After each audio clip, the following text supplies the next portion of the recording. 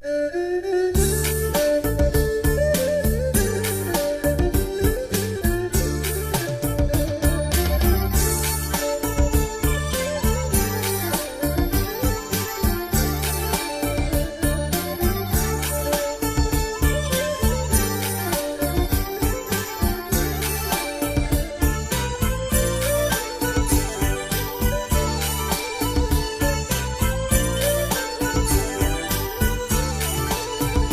្ញុំក៏ថាអើយម្ដាយខ្ញុំគាត់ថាទេកំឡុងប្របងអើយគាត់ថាទេ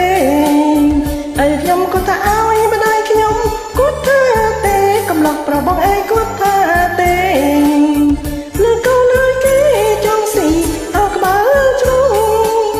លើកូនហើយគេចង់ស៊ីអោក្បាលជ្រូក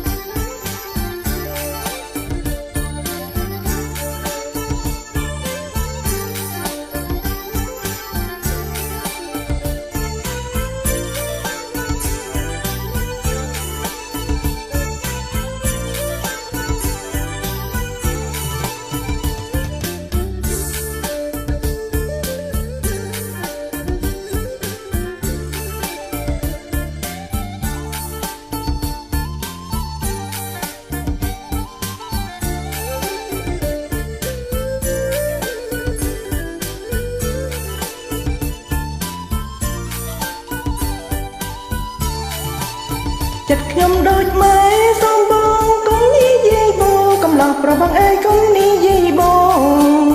ចិត្តខ្ញុំដូចម៉ែសំបងកុំនិយាយបោកំឡោះប្របងអើយកុំនិយាយ